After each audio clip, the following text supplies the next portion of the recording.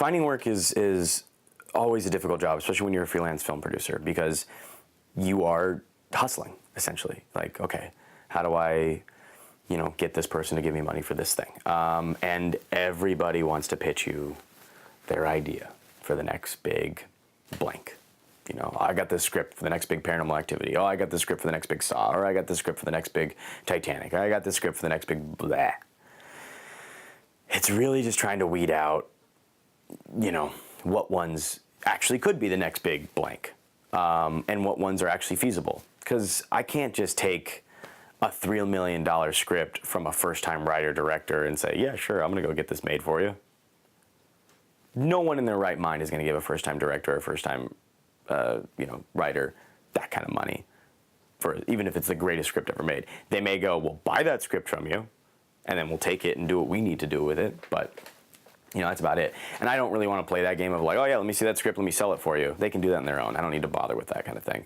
For me, it's about finding, cool, interesting, scripts that I can do on a low budget scale that work within the confines of what makes money, and I can still tell a really interesting story. Luckily now, I only have to do a couple movies a year. Back when I was an AD, I had to work every 2 months. It was like I'm working. And now I'm still working throughout the year, but I'm only doing 3 or 4 movies. I still have, I'm not doing 10, 15 movies a year just to try and make rent.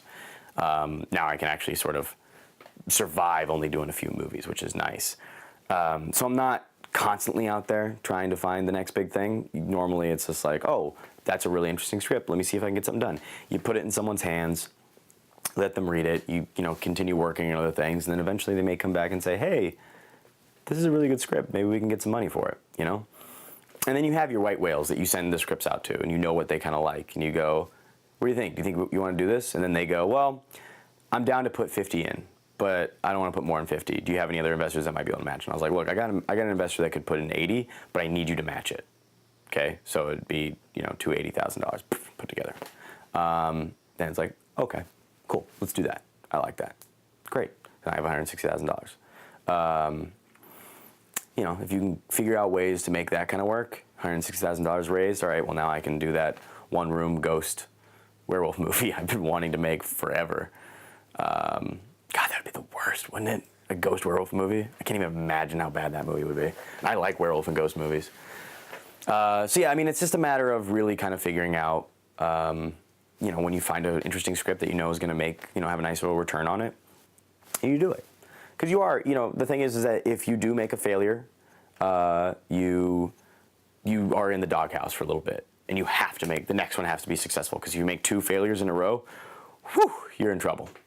The calls stop coming in very quickly. So you got to be very aware of that. I was fortunate enough that I kept making movies while that failure I told you earlier happened. I made movies in between the waiting period of all the festival run. So I came out as a success, on top of it.